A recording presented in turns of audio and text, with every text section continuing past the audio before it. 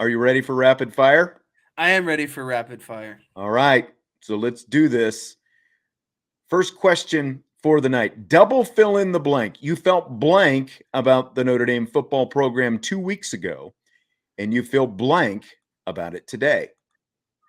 I felt concerned about the football program a couple weeks ago, and I feel the same today. And I say concerned as in there's just a lot of unproven things, and so I don't feel any differently about it now compared to 2, 3, 4 weeks ago.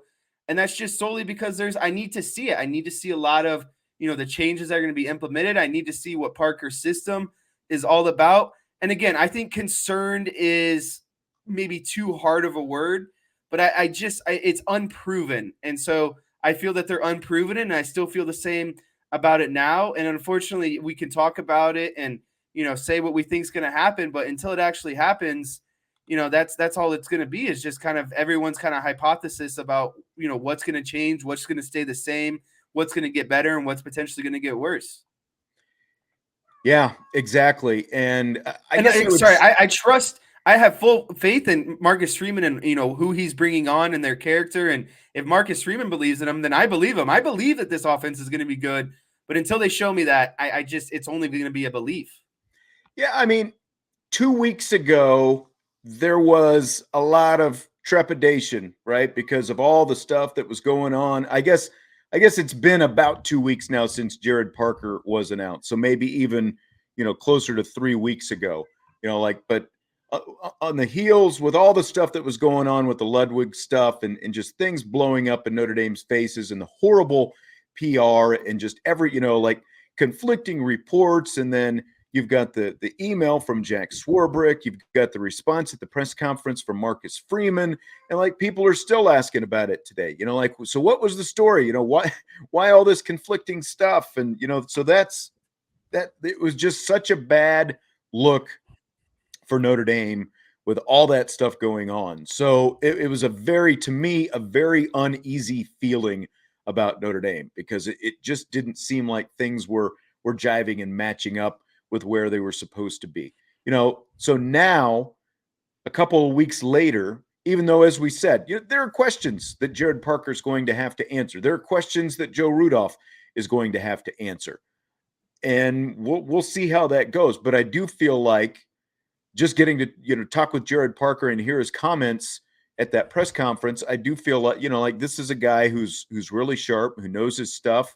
And Brian has written and said a lot about him as well. So I think this is a guy who can work out. But again, this is like in his career, first real big challenge for him, that he's going to have to figure a lot of different things out. So there are still some questions, but I, at least right now going into spring, until we see otherwise, I think that there is at least pretty good reason for some optimism with these three guys that Marcus Freeman has put together, to after Tommy Rees's departure. At least for now, a much more stable feeling. Yeah, and I think that is filling the slots, or kind of filling the voids, has produced some sorts of stability. Like, I feel good about it, but I'm a man of results, the hard facts. That's why I enjoy mathematics, statistics, analytics. Very the pragmatic. Numbers don't really lie to you. And so once we start seeing the actual results put on, paper, or put on the field, that's where I'm going to feel even more confident. Yeah. Mr. 2.0 said, I hate to harp on this, and I'm pulling for Coach Parker, but if we did land Ludwig, the whole fan base would be excited right now rather than asking questions. And that is absolutely right. So, you would have had a coordinator with 2+ decades of offensive coordinator and quarterback experience, rather than a relatively unproven offensive coordinator, even if he's going to have a pretty good quarterbacks coach coming in with him. And so it's just there are just enough questions to keep us guessing right now. And as we've said, and you said earlier, Jess, who knows what we're going to see in the spring? And so really, it's going to be, who knows what we're going to get to see in the fall? I think we ended up with 2 practices last fall, And otherwise, a lot of what we're going to find out is going to be found out in that Navy game in Dublin. Yeah, That's a and I long ways mean, away. and really, what it boils down to is, if it goes, if they don't do well, all hell is going to break loose in those first 3 games.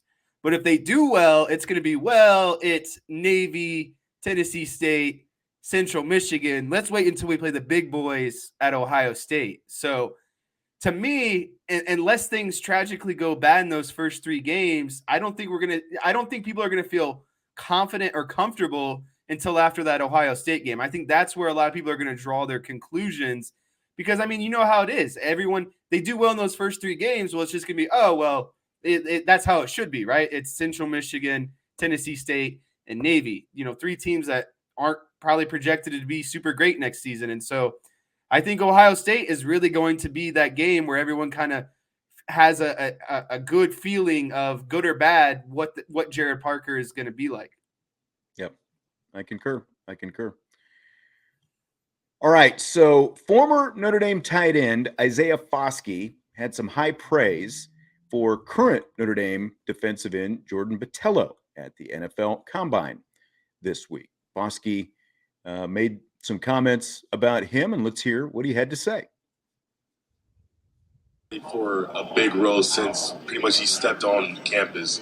That Jordan Botelho is my guy. He shows that he's very versatile in pass rush. He can stop the run, and he's really like a menace to every single offensive line. He's really aggressive at a point of attack, and he can just dominate any tackle that he goes against. So again, some pretty high praise. He can dominate any tackle he goes against. So how high, Jesse, should our expectations be for Jordan Botelho this season? See, this is a tough one because someone's got to step in and fill the shoes at the defensive end position. And I think Jordan Botelho has the strongest case to do that. But at the same time, it's not like he's getting this like hype around him, right? So it's like we should almost be grateful for anything that he exceeds expectations, just because it's not like, it's not like an Isaiah Foskey where there's a lot of hype and Foskey was going to be good. Botelho has the potential to be good, but it hasn't been proven on a consistent basis.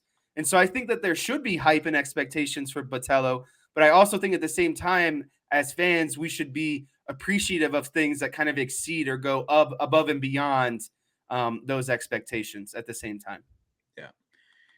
And Joe, as long as he keeps himself straight, Mr. 2.0, look good in the bowl game. Both true statements, I think. But I do also like the thing about him too is that Foskey mentioned is his ability to be a pass rusher, but also kind of drop off in what I'm known as those Viking kind of stunts by defensive ends where they're dropping off in the flats, the Viper, and disturbing pass lanes, essentially. Yeah, and I completely. We've always known that this guy has the ability, but a lot of it has to do with what's happening between the ears. What has held this guy back in terms of where he is right now, because he's going into his senior season now, and we've only seen little flashes like here and there. We've seen him on special teams a couple of years ago. Yeah, he had a great bowl game because 34 career games, 33 career tackles, 6.5 sacks. 2 of those 6.5 came in the bowl game. The other 2 came in the Syracuse game last year. So it's like, again, this guy's been here forever, and we've kind of been waiting for him to be this guy. And so now here we are. I have a hard time, like if I went scale of 1 to 10, where should our expectations be? I would put them maybe 6 at the highest. I'm probably closer to 5. Just because I don't want to put too much, because again, he's going into year 4. We know that the ability is there, but he hasn't shown that he can keep himself on the field and be consistent enough to put him on the field. So see, Derek wants to put it at a 9, 2.0 is saying 7. So he's a little bit higher than me. It's like, if you put too much expectation on this guy, you're just going to be let down. Yeah. That's, I guess what I was trying to get across is I think that he can be pretty good to solid. I think his baseline for everyone should be solid to average. And then anything that's above that, we should be excited for, so that on the Right. back end we're not let down because we have too many high expectations going in. At least make the consistent play, and then that Yeah. other stuff Then will we come could along step with up it. making the game-changing plays. Right. Right. I have a hard time, seeing now Joe is saying a disappointing 6. I guess my thing is like keep the expectations at least reasonable, and then kind of what you're saying. If he plays consistently, he's out there all the time, then everything else that comes on top of it is great gravy. Because I think that he can, really make some big time spectacular plays. But I hate to put too much hype on a guy who again has 6.5 sacks in his first 3 years, and 4 of them came in 2 games last year. Right. So after Mike Brey coached his last game at Purcell Pavilion, do you have a favorite Brey Notre Dame men's basketball moment from the last 23 years? It's hard to like pinpoint a moment, right? Because we're talking about a 4-time conference coach of the year, the most winningest coach in Notre Dame basketball history. He was the 2011 coach of the year, the Elite Eights in 2015 and 2016. I just think overall what Mike Brey is most remembered for is just honestly he's a good guy of like good character. He's just overall a nice guy, and I appreciate the way he ran his teams. Notre Dame always came out and played defense really well. Notre Dame often, ran a lot of offensive sets that got late into the shot clock and put up highly efficient shots. And so I respect Mike Brey's formula, I think, more than anything, because he made a formula and he adapted his formula in order to kind of tweak and win, depending on what was going on. But I guess just like if I had to put it down to one moment, it was that game against Kentucky in which they probably should have went on to the Final Four. And that was his best shot. That was his best team. And I think it's sad and kind of fun at the same time, because it was a great run and it was a great team seeing, Grant and Connaughton and, the others that played so well, Demetrius Jackson. I'm pretty sure Bonzi was on that team, if I'm not mistaken. And so it was just a good team to watch, but it was also sad because that was their best shot and they probably should have beat Kentucky in that game and went on to the Final Four. And they only have one Final Four appearance in school history. And they could have, you could have probably made the case that they had a strong shot of going to the national championship that year. And that's the one thing the men's program doesn't have is a national championship appearance, let alone a national championship trophy. So it's got to be that game against Final Kentucky. Four in more than 40 years. Right. Yeah. It's got to be that game against Kentucky, even though it was so spectacular. It was also kind of so sad at the same time.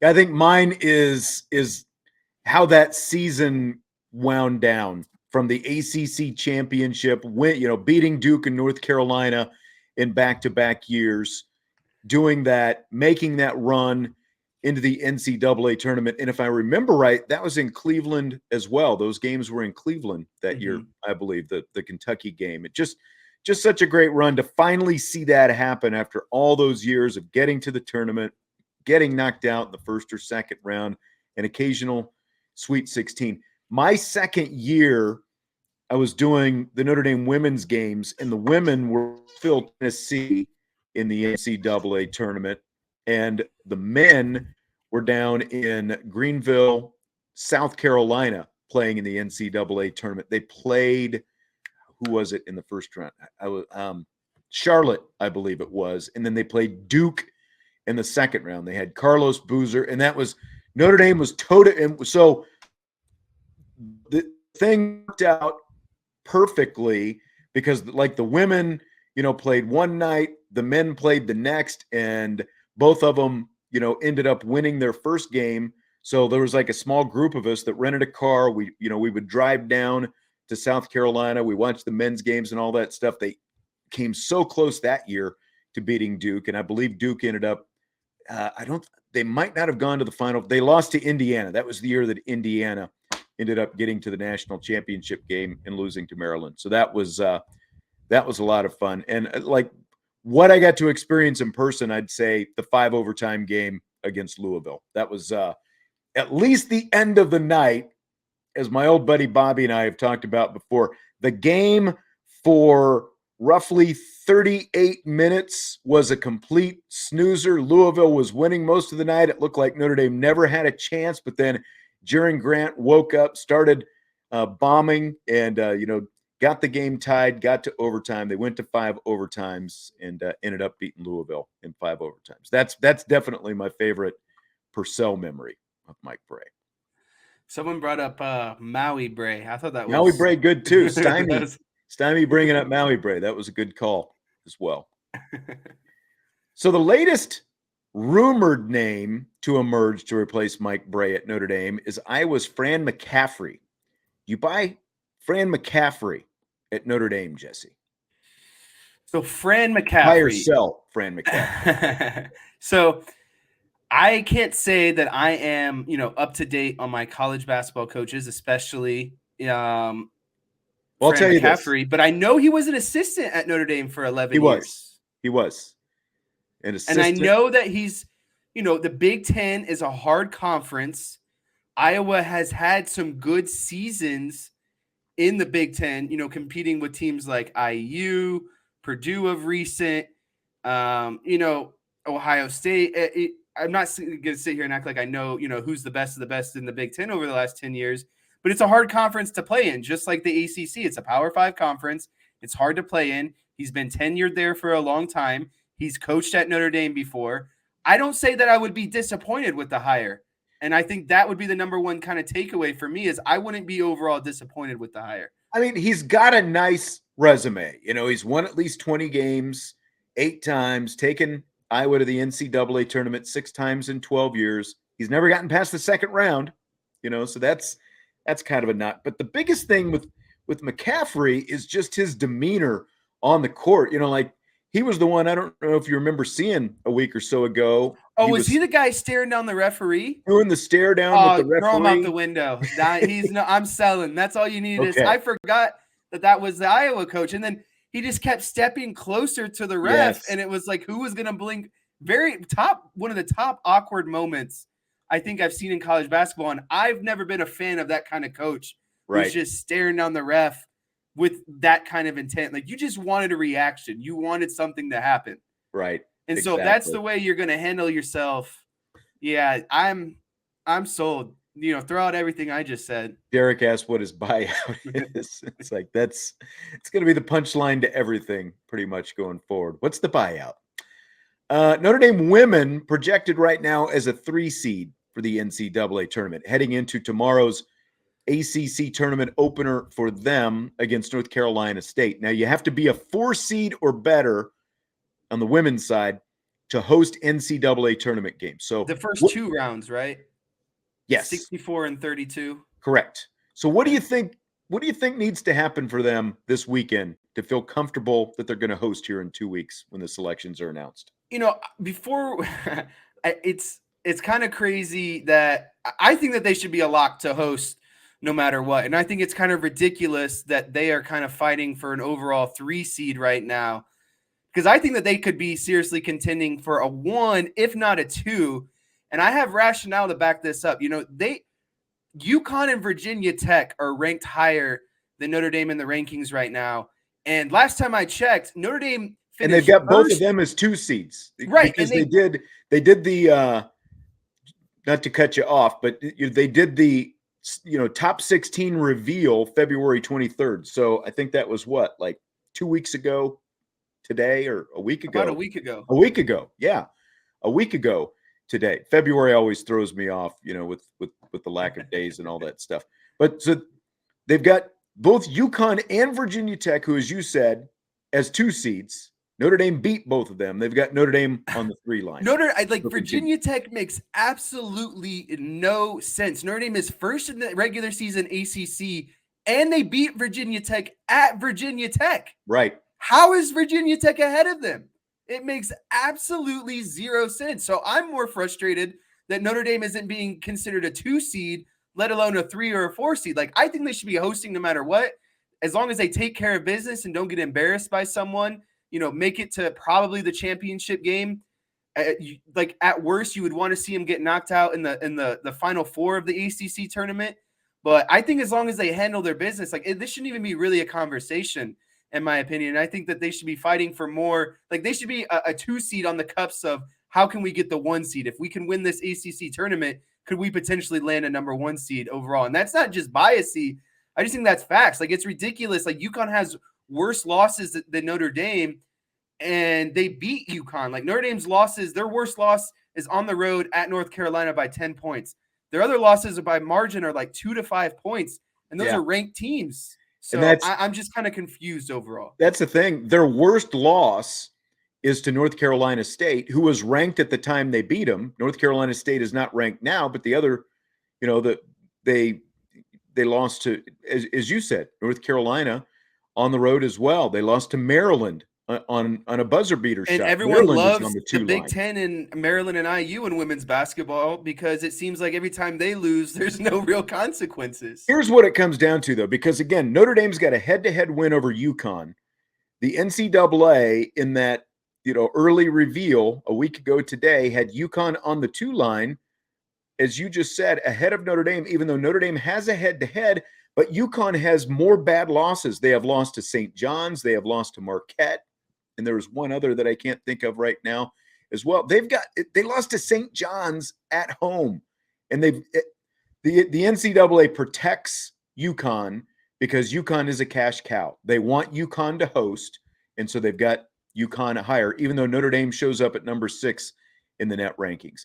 I would just say I'm fairly comfortable, that they're going to host no matter what, but you just never know with the NCAA. Well, it's like they're already skewing them enough. So it's like, is one bad thing just going to knock them out of potentially hosting because for whatever kind of, I call it like a mini vendetta that they have, because it logistically just doesn't make sense on paper that Notre Dame is behind UConn and Virginia Tech at the moment, who are, I guess, locks kind of at the 2 seed right now at this moment.